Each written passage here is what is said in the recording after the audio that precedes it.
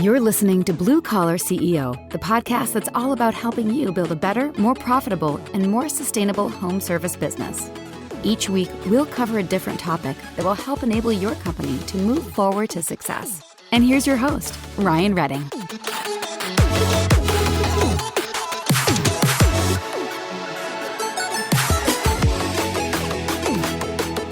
What is up, Blue Collar CEOs? It's Ryan. This episode is going to be something you're going to want to make sure you listen to a few times. Before we hop on in, if you haven't yet, please take a moment. Wherever you're listening, we want to make sure we continue to give good, solid content that's helpful for you as you build and scale your home service business. Please leave a review for us wherever you're listening. And if there's an idea for a speaker or a topic, please shoot us a note, info@BlueCollar.CEO. We would love to hear from you. Today, we're going to be talking to two giants in the industry. These are people that have large business experience. They help solve marketing problems on a day-to-day basis. But with all the economic volatility going on, we're going to be talking about how to market your business during a recession. You're going to want to take notes. You're going to want to listen a few times, but let's hop on in. Get ready. All right. Today is going to be a lot of fun. I'm looking forward to getting two really great minds together on this show. I'm holding up two fingers. No one can see my fingers because we're not doing videos, audio only. So Snow, it's two fingers. I'm getting together Sarah and Matt. I'm going to stop short of introducing you for you. I'm going to let you guys introduce yourself. So I'll start first with you, Sarah. I'm going to do the whole chivalry, ladies first. Sarah, for those who don't know you for some whatever reason, who are you? What do you do? Yep. I am Sarah Ghirardo, Senior Marketing Operations Manager here at Service Titan. I come from the trades as a Director of Marketing. Been in the trades for about 7.5 years, and I help manage Lady Titans, which is a free women's in the trades organization group. So, yeah, I'm here to help and wherever I can when it comes to marketing and helping support the trades. An awesome group that everyone can support. I was going to say, it really is an awesome group. Sarah, you do a ton of work to help people in the trades, and Lady Titans is a great group. All right, Matt, your turn. Who are you? What do you do? Yeah, I wish I had as cool of an intro. My name is Matt Tyner. I am the Vice President of Brand Experience at Max Service Group. We operate 5 different brands in 4 different metro cities, have about 550 or 60, I forget after this last onboarding, team members across Indiana, Ohio, and Kentucky. I've been in the trades for, probably almost 15 years now, but love it. Been on distribution, e-commerce, contractor side. I've just become a lover of the trades and love the salt of the earth people that are here just to serve our communities every day. The thing I like about both of you guys is both of you are helping oriented. You're always trying to add value to wherever you are. You guys both are very, very smart humans. So I love that we're able to get everyone together. Sarah, and I think this was actually your suggestion, hey, and get Matt in, which is totally a great idea. So really glad we could make this happen.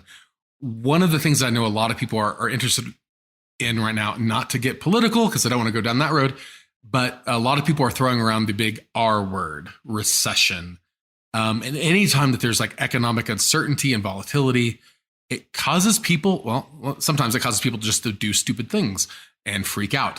And so given both of your pedigrees and background, it seems like a really good opportunity to talk about how to market your home service business during a recession.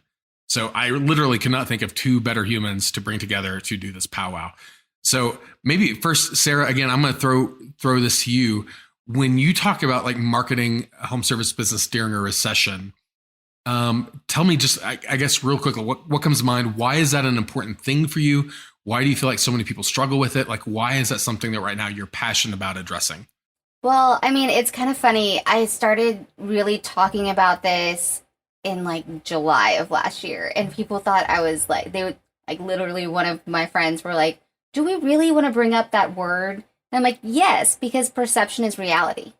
And we have to understand that we create our own reality throughout the perception of media, and media can control the destination of our behaviors, because that's what marketing is, right? It's about changing the consumer behavior. And so I wanted to get ahead of it as much as possible. And I was like, you know, who's perfect to talk about this with me is Matt. And so I was like, we're going to Service World Expo. And this was probably before they even asked me, or like they asked me, and I was like, yep, we're going to figure this out and we're going to talk about it together. And so, it's important to me because I don't want you to waste your money, and I don't want you to think that you're going down a rabbit hole that you can't get out of, because first off, the trades are essential, and that really does mean something, right? It means, like, if someone's toilet's going to break, they're not going to be like, you know what, I have to put that off. Like, that's just not going to be a priority. No, it's going to be a priority. Your safety and your health are aligned to our businesses. And so I just, I wanted just to talk about it and have conversations and get thoughts on it, because I'm not the only one that's thinking it, and I have no fear. So I'll bring in all the people I know to help me make my thoughts make sense. And that's where Matt came in. Yeah. So Matt seems like an obvious choice. So Matt, what's your thought as we talk about like marketing a home service business in a recession? Like what mistakes do you see people do? What are you inclined to do? Like by default, like how are you thinking about just the state of economic uncertainty right now? Yeah, I think a lot of anything is what we do with our minds, right? Of let's make sure we still operate in a mindset of abundance and not scarcity. However, also understand the realization of what's happening out there in the economy. And yes, things are going to happen. Things are always going to happen. And it's out of our control. So what things do we control?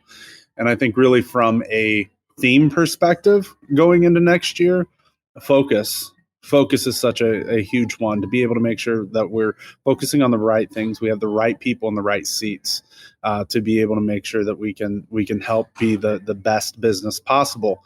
And I think really, marketing always seems to be the easy one to cut when you have the scarcity type mindset that things are going downhill, right? It's always, well we can save a few percent here if we cut this marketing. We can live on what we've built over these last couple of years, but in all reality, marketing is all about momentum, right? And it's about continuing that momentum even through these moments of uncertainty, because it matters. Our messaging matters. Our words matter. And momentum is messy. Yeah. Well, yeah, absolutely. Momentum can be messy, but I think that's where the focus side of it comes in, because that helps bring clarity to the situation when you have focus. And I really, the big thing that whenever I've talked to anyone is if you are 100% set on the marketing plan that you've put in place and you have a confidence level within that, don't disrupt it.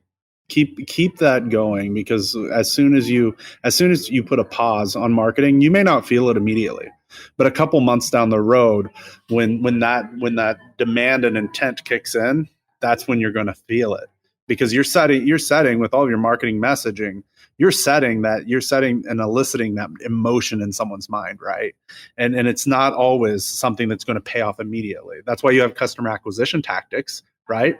But on top of mind awareness, you're getting that little crumble in someone's mind of just letting them remember that brand and creating that emotion, so they recall it when they have the need. And I think that's the big thing is you just got to keep going and keep the momentum going, so that you're ready for when that intent hits, because the intent's going to hit. Unfortunately, other industries are going to be hit way before ours. And what Sarah said is 100% critical. We are essential, and people need our services. And we just need to realize that in the way that we set our mind, because what Sarah said about media controls a lot of the way that we think. And so we need to use that media and utilize it to set the message that we want to set, right? That we are here, we are the service provider that you can trust. And that trust component is going to be absolutely huge going into these next couple of years. So you're saying the brand. Right? Yeah, absolutely. Yeah. And you said something, Matt, that kind of you ran through it. I want to circle back to it, because I think it's a really important point that not a lot of people give much thought to. And that's the idea of like top of mind awareness. especially in periods of uncertainty. Absolutely. Right. So I think about companies. One that I think about often as an example is like, if I say, name the first fast food hamburger joint, most people like statistically overwhelmingly say McDonald's. McDonald's. Right. McDonald's has spent billions and billions of dollars over a very, very long time to create that sort of instinctive response. So that when somebody is thinking fast food hamburger, that's the first reaction. It's difficult because that takes time, right? That's not something like you put up a billboard or you wrap your truck or whatever, and you start noticing that effect in behavior. It's something that takes commitment and persistence over and over and over. And if you're not nauseous of it, it's not working yet, right? Like you need. And our industry is just done. I want to run with that real quick because I think our industry has done an interesting job, and I'd say a poor job of over rotating to digital. And I'm a digital marketer first, and so it's a really weird thing to say, right? But we have, and I've said that on several different podcasts. Like, we need to understand marketing mix is important. But we go towards digital because, right, we can see the the return on ad spend almost immediately. It's a feel good story, and it almost gets people on that high, right? It's like, oh yeah, it's working. And we forget about the top of mind awareness. And that's where we're building the trust. And if we're going in a time of, if they call it economic uncertainty, it's creating that uncertainty within consumers' minds. So what do we have to do? We have to build the trust. And that's going to come through the top of mind awareness.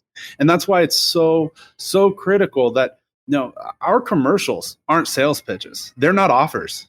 It's literally talking about the story of our brand and our team members and what they're doing, in the home, in the community. It's not to sell or give a discount or anything of that nature. It's so that people, when they need us, they think about us. And when they need us, that emotion, that feel good, that warm feeling you feel inside is, I'm going to be taken care of. I'm going to call these folks and I'm going to have peace of mind. And that's what we're here to achieve as a company. Well, I think when you put your people first and put them out there as your brand, then it helps make everything make more sense. And because the power is our people. I've said this for years, right? Like, your brand is your people. Like, people buy from people. Just keep thinking about it along those lines. Yeah, and I think the other point to underscore something else you said, Matt, is the idea of people, more often not, customers make emotional choices, not rational ones. Absolutely. And so when they feel like the world is going to hell in a handbasket, when they feel like things are stressful and chaotic and confusing, when they feel that way, companies who address the emotional need first, like that they provide clarity, they provide solutions, they provide help, that they can be trusted, those companies, hands down, are going to have a better chance at getting that customer's business again. Okay, but here's a question. So, Sarah, I think you mentioned this. I'll throw it to you.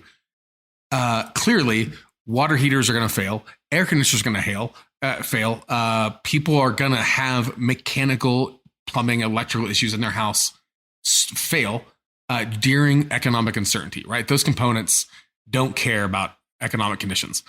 However, so the demand cycle might not have much impact, but the influence on customers might, right? So they might feel, I think the latest report I saw the other day was cost of living index is raising at 10% per month. People can't move every month. So they're feeling more and more aware of every penny, every nickel mattering where they spend it. What sort of economic considerations, and this could be, I hate suggesting that people compete at price, so that's not my suggestion, but if customers are feeling the pain point of the economic conditions, in what ways does marketing need to be mindful of that dynamic for the customers? So it's more than trust. It totally is still there's so many pennies in the piggy bank, and they're just getting sucked up everywhere else. Right. And we as marketers have to be optimized in our own budgets, right? So we're thinking along the same lines, like, well, how can I negotiate costs? How can I make these things happen? And as a homeowner, what, as you can see, what we need to do from the marketing standpoint is help them with financing. We should always be leading with financing, but what does that look like on their terms? Right. And if you look at American Express or where it's pay over time, and I know that the whole I know the gimmick side behind that. But at the same time, from a consumer perspective, it's a convenience. It's, Sure. if a 30-day free loan without interest, if I pay it within 30 days, right? Or it's, maybe I don't have interest based on the card offer that I put it on, but I'm getting points. So you've got to find the value to the consumer when you think about, finance integrations, making easy payment solution options. Like, how do you capture the payment faster, but also how do you make it more in lines with the consumer thought process? Is what I would say. That's one of the biggest, integrations that I see needs to change as an opportunity, a huge opportunity in our space. Matt, what's your thoughts? E-commerce. Well, so that's when our customer acquisition tactics come in, right? Mm-hmm. Our job is very simple in my mind, and people can disagree. We love to overcomplicate things, but We love to overcomplicate. my job's very simple, right? It is to elicit that emotion and the top of mind awareness so that people remember us. And my second part is I've got to be there when they're looking for us. Mm-hmm. So that is where then we can start talking about offers, different things that we have in markets to be able to be more competitive from a pricing perspective or from service, whatever. That's really where we can come in and with that play is on the customer acquisition side of it. So think your shared mail, your PPC, display, so on and so forth, because those are then the tactics to say, us, you trust us, here's an incentive to use us. So I really think that's just something that we have to keep in mind and keep a good balance on, because it does matter. Yes, financing does elicit a certain consumer that needs our services, and so it's just making sure that those are out there and available to people. I think that we have to remember that all consumers need our services, but not everyone is our customer. 100%. You know what I mean? And so and it depends on what stage you are in the business and whatnot. But you said something that really made sense, and I can't remember what it was. I don't know. All of that made sense, but the tactics around it is, the tactics around it are basically for the consumer. And sometimes I hear us talking as a company and as marketers, but we have to, the top of mind awareness is about the consumer. Right. It's not about us. No matter if we are sitting here and we're like, here's $5 off, here's $10 off, here's this. It just makes it harder for us to track all of these offers. So being an offer-based company isn't a value-based. You're going to have to raise your prices just like everybody else. And you're just going to have to raise the level of service is what type of my mind. Well, and it's also, Sarah, what you said about not every client is, or not every person in the community is your client. That's 100% right. And I think that's where also offer-based testing comes in, right? So we can run a test that's going to be for financing. It's not going to drive as much with the brand that we've put in market. It's not going to drive as much from a conversion standpoint as $1 off. Whatever reason, but it's tested and it's shown time and time again. So it's something that you just need to constantly be aware of and constantly testing, right? There are so many avenues in which you can test different things. Facebook's a quick one that you can really do some quick tests, inexpensive, to see what even type of engagement you get on different offers that you put out there. So, just make sure that you're always trying, right? Yeah, testing, always be testing. Always be testing. That's what Brianna says, right? But leading with financing, I guess I should have said it's when you're in the home. Yep. You have your offers, right? Sure. But when you're in the home, you're leading with the conversation and the scripting, and then it starts at your technician or your CSR, right? Mm-hmm. And they're like, you know what? We have easy payment plans just in case you do want to take any of our offers available. And then it continues on throughout the entire scripting. I wouldn't do a bunch of offers and be like, well, we have financing. Nobody cares. Nobody cares what the first initial thing. They're not looking for a plumber with financing. They're looking for a plumber that's going to fix their offer and then pray to God that it's not over $5,000, right? Or something like that. So you're right. I needed to clarify that. Thank you. So let me ask from it's obviously both of you guys have marketing backgrounds. So the marketing lens, I mean, hell, it's the topic we're talking about. It's easy to kind of pull out and be like, cool, you just got to make sure you're not wasting money, targeting the right people, using the right offers, like all those things, like, sure. But from an operational standpoint, an operator, a business manager, they have other forces that they feel internally to the company that are also, they're trying to balance, right? They are knowing it's costing them more money to hire more techs. Yeah, absolutely. Right. Their insurance is going up and up and up. So even all things being really simple, there's a whole lot of moving pieces on the board that they have to find this balance in. So if someone is an internal marketer, if they're like an in-house marketer for a company, or if they're an external marketer, if they're a vendor hired, what sorts of considerations might those marketing roles need to keep in mind? Not just knowing, hey, cost of acquisition and all the actual marketing specific things, but also the other internal forces that exist within a company in general. Yeah, absolutely. So, I mean, we have to understand, as an internal marketer, we are only as good as the operations.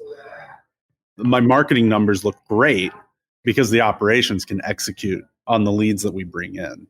So from that perspective, a focus should be on a big focus should be on operations and driving those efficiencies. What are the conversations when someone calls in? How do we get that book? How are we dispatching the right technician to the right call? Are we getting the right comfort advisor on that call for the type of equipment that it is or the situation it is? And then how do we turn that into revenue? Or it's just, otherwise it's just a sale. A sale means nothing to me as a business person. Revenue means a hell of a lot to me as a business person.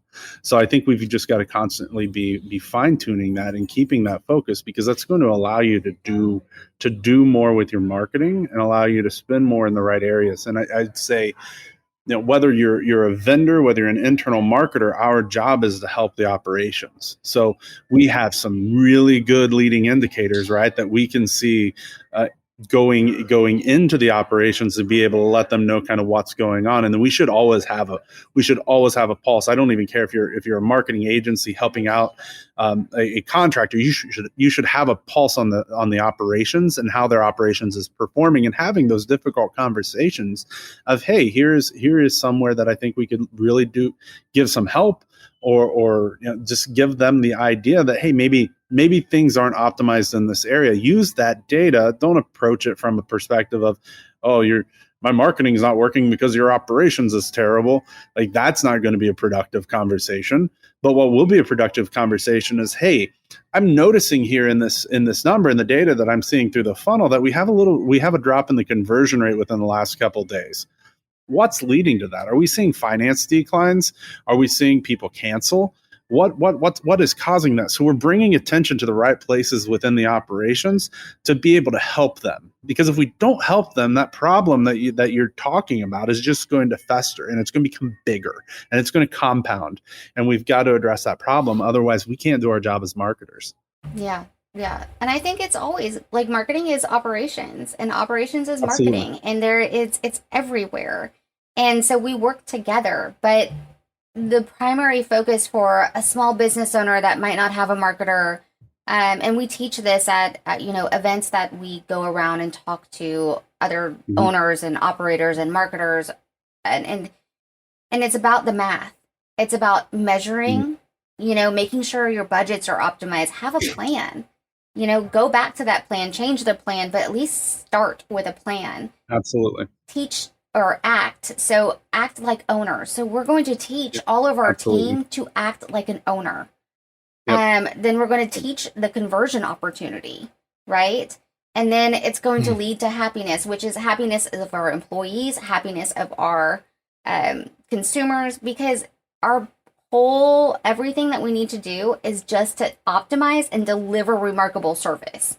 And if we can just stick to a plan or create a plan and be like, cool, this is our marketing budget, this is what we're not going to go from, or, hey, I have flexibility in this marketing budget because I see that this might need to be, we need to pivot here.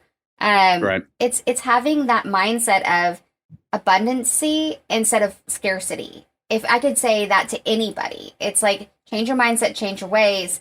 And I promise, and you won't have that fear aligned to your business when you're operating it in a recession, because it's scary. Absolutely. And I'm not saying it's not. I'm not saying it's not happening. I'm not saying prices are not happening and increasing and things are getting more complicated. I'm not saying that.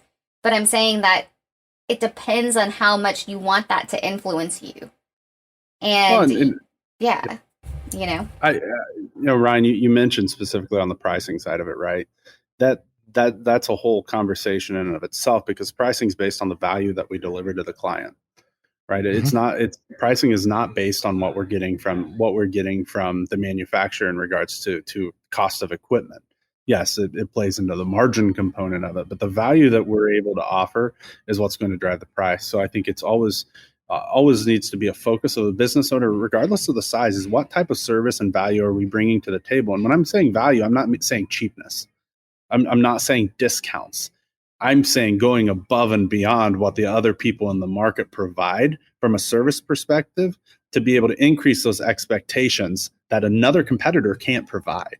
And that's where then you're able to have those conversations of increasing your price, because we should not be shy of the services that we provide and that peace of mind, because that is invaluable to the consumer. If you're able to deliver true peace of mind, and you're that hero that comes in to save the day whenever anything goes wrong, there is a tremendous amount of value to that. And I think we just got to constantly be thinking about that from an operations perspective, and how we tell that story in the sales process and the service process, and just aligning that and aligning all the conversations to be able to drive home that value, so that when it comes to the end of the day and you're presenting what that price for that service or product is, that the conversation isn't of what the price is between you and a competitor. It's what value you provided that exceeded the competition. Yeah, well said. So I think I mean, clearly both of you guys have tremendous experience, an insane amount of passion to helping contractors. And we could probably talk about this for quite some time and just scratch the surface. So I kind of want to toss the same question to both of you. I'm going to start first with you, Matt, and then Sarah, I'll give you the last word. If someone is listening to this and they are feeling anxious, if they're feeling uncertain, like you've both addressed kind of mindset sort of challenges, but if someone's listening to this and they feel all this uncertainty, give one point of encouragement or advice, or one good tactical next step that somebody can take to help them better position themselves in economic uncertainty. Right. So Matt, I'm going to throw it to you, and then Sarah, I'll toss it to you. Yeah, totally. So you've got this. I mean, there's a reason why you've created a business that is in place and in the market currently today. So it's realizing and having confidence in your abilities and what you've built already, but then also the awareness and the humility to ask questions from those that may be where you're wanting to go. And I think there are, in this industry specifically, we're extremely blessed with having a lot of people that are willing to help out. And I think if we all understood that, and it doesn't matter. I've talked to Sarah and I both have talked to contractors that may be $1 million in size or bigger than what we are from a revenue perspective. And it's because we care. And I think a lot of people within this industry genuinely care. These are salt of the earth human beings that just love serving. And I think if we can just continue to drive that and continue to help and create an atmosphere of service, right? We're all servant leaders. We need to understand that and what that place and what that means. Ask questions and be confident in what you have done already. That's Go, good. Sarah. Sarah, what about you? I would say it's okay to fail forward. Yes. You're going to be testing all of the time. You as a human are a test, and you took this huge chance on yourself. So why not keep taking more chances and invest in yourself? So I have met some amazing people who have been going around and going to local events to learn as much as they can, so that they can, it's not a daily battle. It's just more of creating, I'm going to learn this. We're going to get through this. This is our thing. So invest in yourself.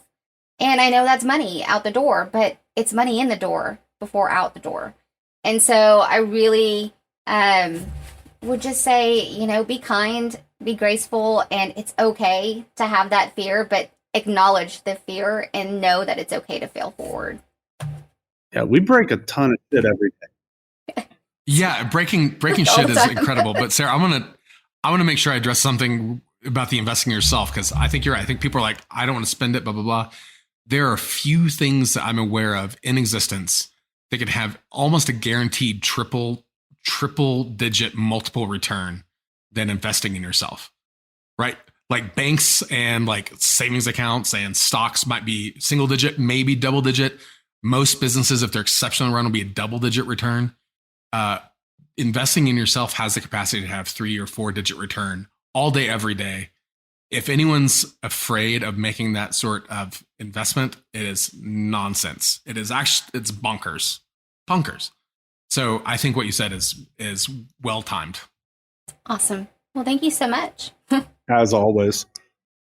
Guys, it was awesome getting you both together. I know we're in I think 3 different time zones. I love the fact that we're able to synchronize schedules to make this happen. Matt, you're a giant. You do exceptional work. Sarah, thank you so much for everything you do for the trades and not just plumbing, HVAC, but you dabble because of your role in Titan. You have a lot more exposure than I think most people are aware of. Thank you both for being generous with your time, with your input, and always being willing to help. It was awesome having you guys on. Awesome. Appreciate it, Ryan. Thank you. This episode was hosted by Ryan Redding, author of the book on digital marketing for plumbing and HVAC contractors, and founder of Levergy, the digital marketing solution for serious home service companies. You can subscribe to Blue Collar CEO on Apple Podcasts, Spotify, or wherever you get your podcasts. Visit us online at BlueCollar.CEO and find us on Instagram. And don't forget to subscribe and leave a review. Thanks for tuning in. We'll be back next week with another awesome episode. See you soon.